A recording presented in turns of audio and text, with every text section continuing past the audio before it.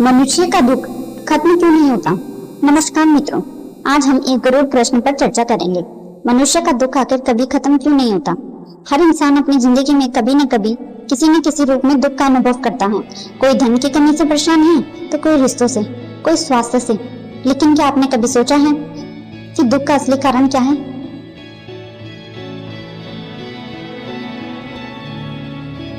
मनुष्य का दुख उसकी मन अपेक्षाओं से जुड़ा है। जब तक मन इच्छाओं के पीछे भागता है, दुख बना रहता है। गीता में श्री कृष्ण ने कहा है, इच्छा और क्रोध से उत्पन्न आसक्ति ही मनुष्य को बंधन में डालती है। जो हम चाहते हैं वह हमेशा पूरा नहीं होता और यही अपूर्णता दुख का कारण बनती है। हर दुख का कारण हमारे पूर्व जन्म और वर्तमान कर्म से जुड़ा होता है। अच्छे कर्म से सुख मिलता है, बुरे कर्मों से दुख मिलता है। कर्म का सिद्धांत, जैसा बीज बोओगे वैसा ही फल पाओगे। यदि आप आज कष्ट झेल रहे हैं तो यह हमारे ही पूर्व कर्मों का परिणाम है। उदाहरण के लिए, जैसे किसान खेत में गेहूं बोकर धान की उम्मीद नहीं कर सकता, वैसे ही मनुष्य बुरे कर्म करके सुख की अपेक्षा नहीं कर सकता।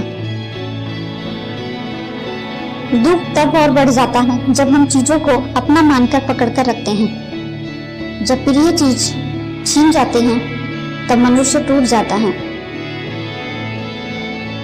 श्री कृष्ण कहते हैं, जो आया है वह जाएगा, जो मिला है वह छूटेगा। इसी में जीवन का सत्य छिपा है।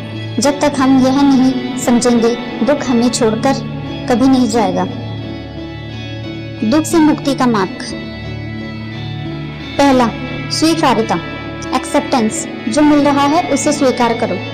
दूसरा, सच्ची भक्ति, डिवोशन। ईश्वर में मन लगाओ, मोह का त्याग करो। तीसरा, निष्काम कर्म, सेल्फलेस एक्शन। फल की चिंता किए बिना ही कर्म करो। चौथा, ध्यान और साधना। मन को शांत करो, क्योंकि अशांत मन ही दुख का कारण है। पांचवा, वर्तमान में जीना।